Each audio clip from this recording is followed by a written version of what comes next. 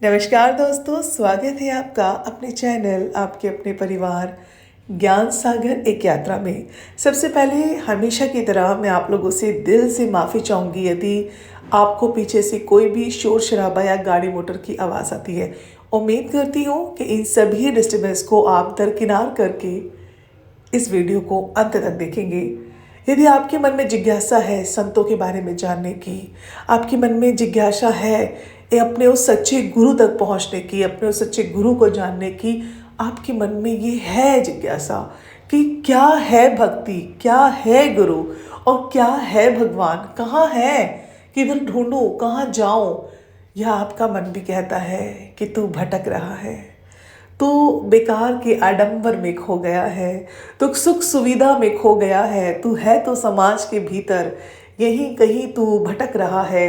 लेकिन तेरे अंदर का जो संत है वो तुझे पुकार पुकार कर बुला रहा है कि तू कहाँ जा रहा है, तू कहाँ जा रहा है, तू क्या कर रहा है और क्यों कर रहा है, क्यों तू व्यर्थ की चिंता कर रहा है। ये सुख सुविधा, ये परिवार, ये लोग आसपास के कोई भी तो तेरा नहीं, ये समाज भी तेरा नहीं। अंदर से एक आवाज़ आती है, एक चीज़ उठती है। कभी कभी मन बहुत बेचैन होता है कि कहीं दूर दूर दूर दूर चला जाऊं, एक बादलों के गांव में, एक बादलों के शहर में, जहाँ झरने हो, पहाड़ हो, छोटी सी कुटिया हो। मन कहता है एकदम उमड़ उमड़ के, आपके अंदर ये जिज्ञासा आती है कि चला ही जाऊं, चली ही जाऊं। मैं ये समाज है ही नहीं मेरे लिए, ये दुनिया, ये परिवार, ये कुछ भी तो नहीं है मेरे लिए। ये बंधन मुझे क्यों बांध रहे हैं, क्यों मैं इन बंधनों में भटक रहा हूँ। बस तो आपको यह वीडियो अंत तक देखना है यदि आपको अपने इन सभी सवालों का जवाब चाहिए।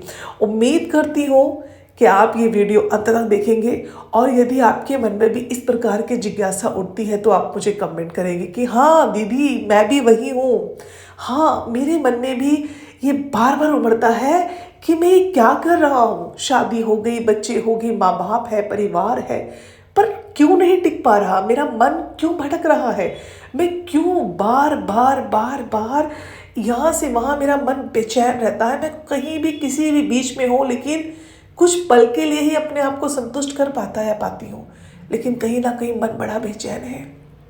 मन कहता है तो वो है ही नहीं जो तू देख रहा है, तो वो है ही नहीं जो तुझे लोग, ये समाज समझ रहे हैं। जो तू है वो तो समझ ही नहीं पा रहा, तो देख ही नहीं पा रहा।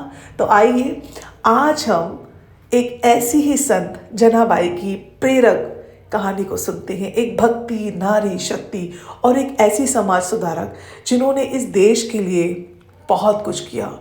इस देश में, इस धरती में, ये जो हमारी धरती माँ है, हिंदुस्तान की धरती है, इसके लिए इन महिला संत ने बहुत बहुत कुछ किया। इनके ऊपर बहुत से कष्ट आए। तो आइए किस प्रकार इनका और विट्ठल जी का प्रेम था, मैं आपको वो आज सुनाने जा रही हूँ। उम्मीद करती हूँ आप जुड़े रहेंगे और इस वीडियो को अंत तक देखने से पहले आप एक लंबा गहरा सांस लें, आंखों को बंद कर लें और ध्यान से, बिल्कुल ध्यान लगाएं इस वीडियो में, ध्यान से सुने। आपको भी अपने आसपास विट्ठल जी नजर आएंगे, अनुभव कर पाएंगे आप अपने अंदर के विट्ठल को, अपने अंदर के संत को। कहीं भी खो रहे होंगे ना, तो आज यह वीडियो आपको उस किनारे पर पहुंचा देगा जहां आप पहुंचना चाहते हैं। जो आप निर्णय नहीं ले पा रहे, आज आप, मैं सच कहती हूँ, आज आप निर्णय ले लेंगे।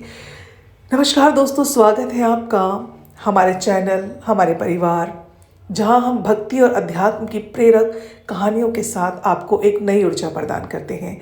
आज हम आपको 13वीं शताब्दी की एक ऐसी महिला संत की कहानी सुनाने जा रहे हैं जिन्होंने अपने भक्ति और साहित्य से समाज को एक नई दिशा दी।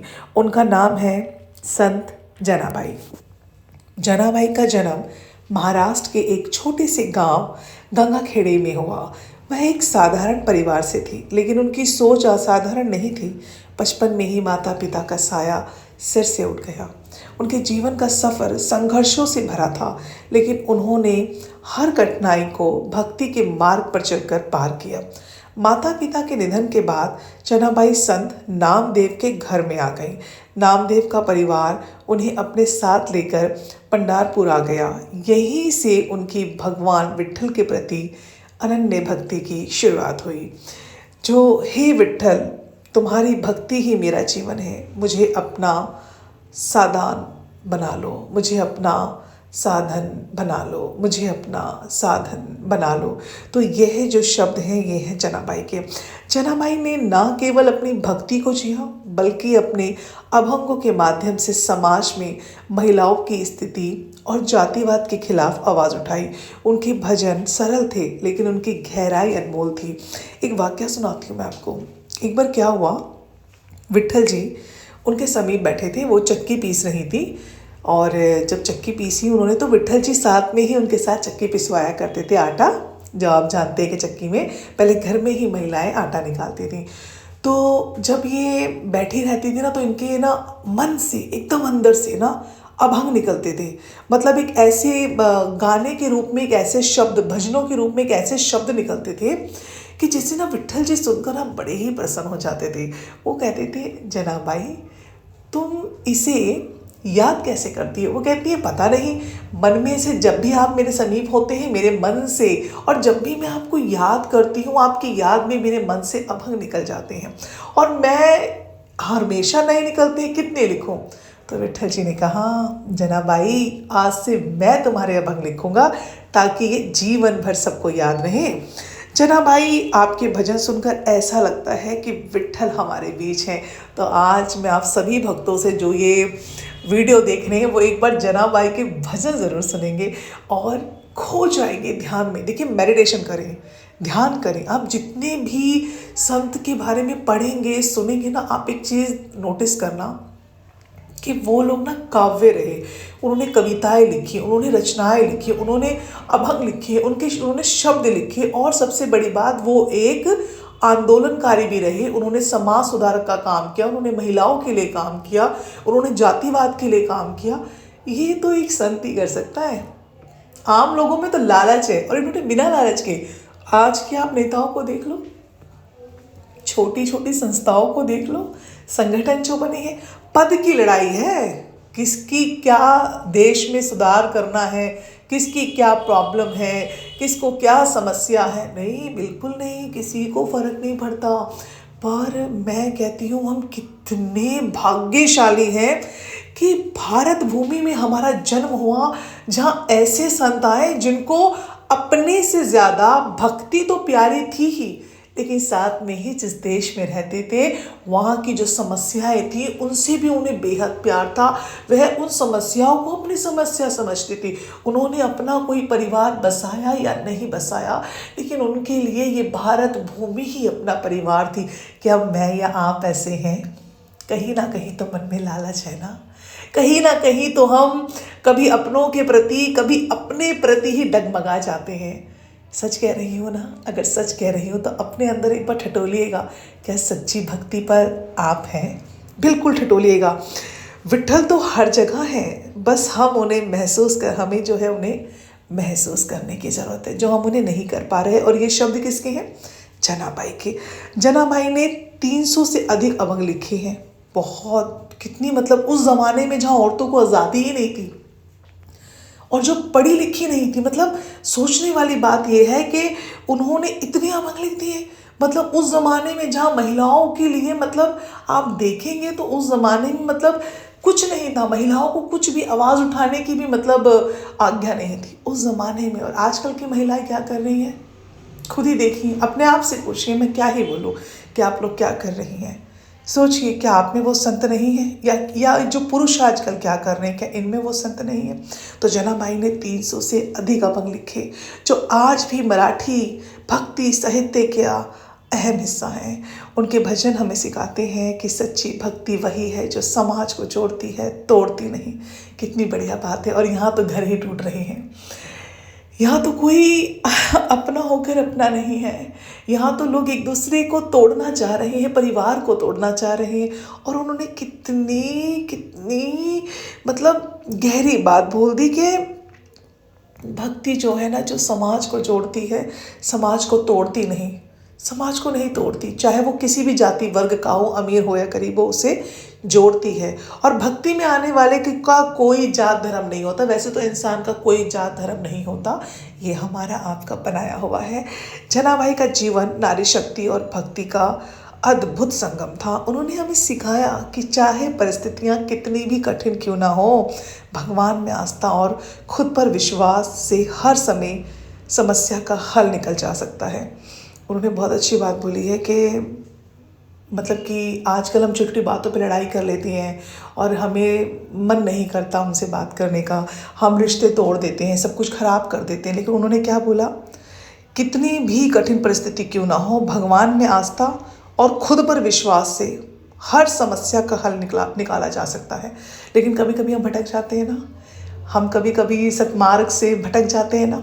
सच बताइए, आपसे आपके साथ होता है? जो विट्ठल के चरणों में सच्चे मन से झुकता है वही सच्चा भक्त है। सच कह रही हूँ ना। अगर आपके मन में सच्चाई नहीं है, आपके मन में हमेशा पाप चल रहा है, गुनाह चल रहा है, आप गलत काम कर रहे हैं, पशुओं की हत्या कर रहे हैं। देखिए, कई लोग ना बहुत ज़्यादा तर्क वितर्क करते हैं। उनके मतलब की बातें ऐसी होती हैं कि उनको लगता है कि अगर हम जानवरों को मार रहे हैं, पशु हत्या कर रहे हैं, है ना, तो ये तो खाना है। किसने बोला ये खाना है? गलत है ना, ये खाना नहीं है, वो भी जीव है। लेकिन कुछ लोग ऐसे हैं कि वो लोग पेड़ पौधों के लिए भी उनकी लड़ाइयाँ चलती हैं कि फिर आप ये भी मत खाओ, आप ये भी मत करो। मगर ये कितनी अजीब सी बात है ना, एकदम तुच्छ सी बात है। लगता है ना कितना गलत कर रहे हैं। और देखिए ना, हमारे मन में हम कहते हैं कि जो विट्ठल है उसके चरणों में सच्चे मन से अगर झुकता है वही सच्चा भक्त है। क्या कभी हम सच्चे मन से झुके हैं? कभी हम सच्चे मन से झुके हैं कि मुझसे गलती हो गई, मुझे माफ़ कर दो? नहीं, तूने ऐसा किया ना तो मैं तुझे ऐसा करके दिखाऊंगा। मेरे ऐसा आता है ना मन में, मेरे आपके ऐसे आता है ना मन में, यही तो नहीं करना, यही तो पापी मन है। अरे जानवर क्यों नहीं खाएंगे? जानवर तो खाने के लिए बने हैं, ये तो अलाउड है, ये तो खा सकते। किसने अलाउड किया? कौन है ऐसा जो ये कह सकता है? झुकते हैं हम? नहीं झुकती, हम लड़ाइयाँ करते हैं हम लोग। मैं देखती हूँ कई कमेंट्स ऐसे होते हैं, कई लोगों के होते हैं ना, कहीं कहीं पे वो बेकार की बातें कर रहे होते हैं। और सबकी बात छोड़ दो, कभी हम घर में झुकते हैं अपने माँ बाप के आगे? वो भी तो हमारे लिए विट्ठल समान है। कभी हम झुकते हैं? अगर हम सब में विट्ठल को देखेंगे तो ही तो हम झुकेंगे। अगर हम देखेंगे कि मुझ में भी विट्ठल, तुम में भी विट्ठल, हर जगह विट्ठल है। विट्ठल है कहाँ नहीं? भगवान कहाँ नहीं है? सब जगह तो भगवान है। मेरा ईश्वर हर जगह विराजमान है। कभी ये सोचा, कभी ये जाना? नहीं जाना ना। गलती होती है ना, उसके पास इतना पैसा है, मेरे पास क्यों नहीं है? अच्छा, कभी ये सोचा कि उसके पास इतनी भक्ति है, मेरे पास क्यों नहीं है? कभी सोचा? नहीं सोचा ना। कह रहा है ना मन कि मैं गलत हूँ, कह रहा है ना मन कि मैं तो गीता का पाठ करता हूँ, मैं तो रामायण करती हूँ, मैंने तो आज तुलसी माला जपी है, अब तो मैं उधर गई थी, मैंने वहाँ से नामदान ले लिया, अरे वहाँ बड़ा अच्छा मेडिटेशन होता है, अरे आज मैं सदगुरु जी के यहाँ गई थी, वो गुरुजी ऐसे, मतलब मैं वहाँ गई थी, वो वाले गुरुजी ऐसे, वहाँ गई थी, वो गुरुजी ऐसे। अरे अपने अंदर का जो गुरु है उसे कब ढूंढोगे? अगर बाहर भटकोगे तो इधर उधर नहीं झुकना, खुद के लिए भी तो झुको। अपने अंदर जो विट्ठल है, अपने अंदर जो ईश्वर बैठा है, कभी उसके लिए झुके हो? नहीं झुके ना। सच बोल रही हूँ मैं। लग रहा है, महसूस हो रहा है। अगर 2 माला जप ली तो पता नहीं कितना बड़ा काम कर लिया। सच्चे मन से ईश्वर के आगे झुको, सच्चे मन से। पशु हत्या मत करो, जीवों पे अत्याचार मत करो, मनुष्य पे अत्याचार मत करो। सब में भगवान है, सब में विट्ठल है, सब में मैं में तू में मैं, हर जगह ही मैं। मतलब हर जगह तो जीव, वो एक जो दिव्य आत्मा है वो हर जीव में तो है। तो हमें उसके प्रति झुकना पड़ेगा, हमें ये एहसास करना पड़ेगा कि हाँ, मेरे अंदर जो संत है ना उसको ढूंढना है। देखिए, अगर आपका मन, ये ना वीडियो उन लोगों के लिए है जिनका मन ये कहता है, जो सच्ची भक्ति में है, जिनका मन कहता है कि हाँ मैं भटक रहा हूँ, मुझे भी कहीं झुकना है, पर मैं कहाँ झुकूँ? मेरा गुरु कौन है? मुझे किसके प्रति क्या, मतलब मुझे कैसे पता चले कि अध्यात्म क्या है, ध्यान क्या है? तो उन्हें ये वीडियो देखना है, ये उनके लिए है। जो लोग ये बोलते हैं कि जीव हत्या में पाप नहीं है, नॉनवेज खाने में पाप नहीं है, अंडा खाने में पाप नहीं है, भगवान कहीं धरती पर नहीं है, हम तो जी कभी जब कोई अच्छा घर में काम होने लगता है, घर में किसी बहन बेटी की शादी आई, बेटे की आई, या कोई घर का बड़ा काम हुआ, तो हम तो जागरण करा ही लेते हैं, तो हम तो कुरान खानी करा ही लेते हैं, तो हम तो जी चर्च में हम पादरी को बुला ही लेते हैं जी, हम तो इतना कुछ कर ही लेते हैं, हम चर्च चले जाते हैं, हम गुरुद्वारे जाके लंगर कर जाते हैं, हम कर तो लेते हैं, सुखमनी साहिब का पाठ करा लेते हैं। क्या ऐसे हम झुक रहे हैं? हमारा झुकाव कहाँ है? क्या ये सच्ची ईश्वर भक्ति है जो कभी कभी की है, जो तब याद की जा रही है जब ज़रूरत ही नहीं? जिस ईश्वर ने तुम्हें दे दिया, जिसकी बदौलत तुम हो, तुम उसे कुछ नहीं दे सकते सिवाय भक्ति के, सिवाय भक्ति के।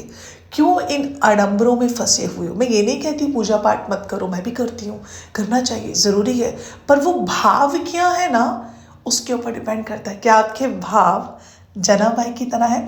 जनाबाई ने कभी भी घंटों घंटों बैठकर इस तरीके से नहीं उन्होंने मतलब भक्ति की। पता है उनकी भक्ति क्या थी?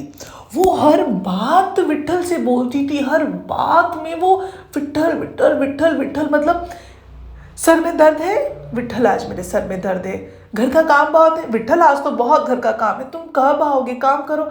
और जब विट्ठल आ जाते थे तो उन्हें डांट डांट के जल्दी करो, ये भी ख़त्म करो, ये भी ख़त्म करो, ये भी ख़त्म करो। क्या कभी इतना हक, इतना झुकाव अपना ईश्वर के प्रति आपके अंदर देखा आपने?